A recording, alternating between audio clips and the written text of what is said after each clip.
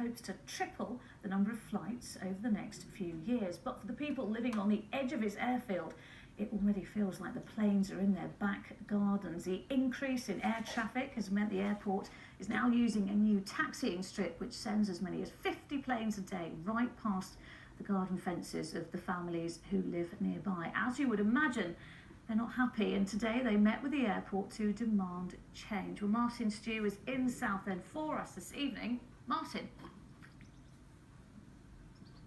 Well, at first glance, this is a classic case of NIMBYism. Not in my backyard, and I am physically stood in the backyard of Alex and June Carr. Let's spin round and show you what is at the end of their garden.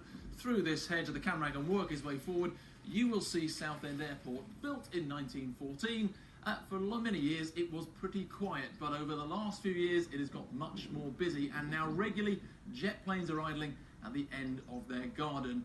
Frustrating for them, but a symptom of our wider demand for more air travel. June and Alex would like to be enjoying some peace and quiet in their garden, but up to 50 times a day, this happens. Jet planes moving along and often idling on a newly refurbished taxiway behind Wells Avenue. We can taste it sometimes. If the wind is prevailing in our direction, then yeah, I think it's unacceptable. Alex says the problem has got much worse since Ryanair started flying from Southend at the beginning of April. The airport's been here more than 100 years.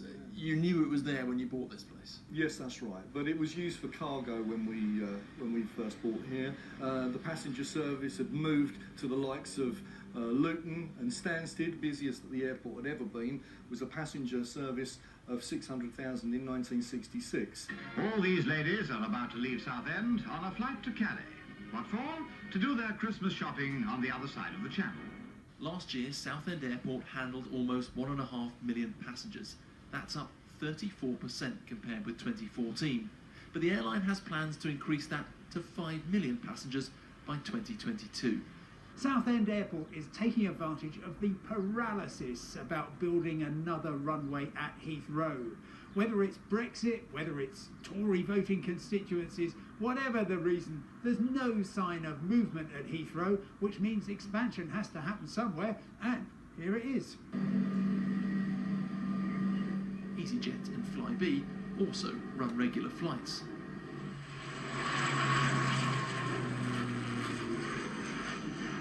That's pretty noisy, Carol, but it is when they're taxiing is the bigger problem, is it?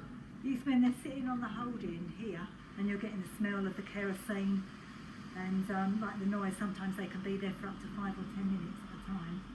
Carol's house also backs onto the runway, and the tip of the wing is what, 8 metres that side of the fence? Yes, it is, yeah. Backyard. Yeah. I mean, if you had one coming now, you would say how close it actually is to the fence. A local MP is backing her and her neighbours up.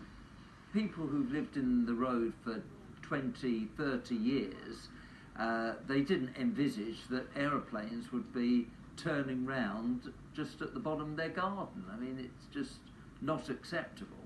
Some of the neighbours met with airport bosses today.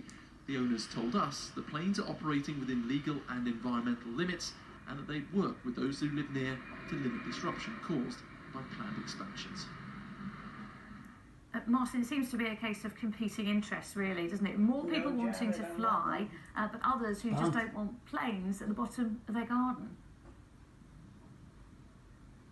Absolutely, and capacity is going up all over the place. Since 2014, Heathrow up 9%, Gatwick up 21%, Stansted up 40%.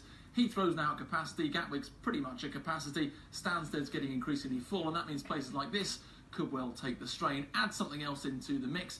If Boris Johnson was potentially to become our future Prime Minister, well, he said no to Heathrow Runway 3, and so where would that leave us? Kicking things into the long grass even further, and so other airports are going to have to meet the demand we all have when we want to fly.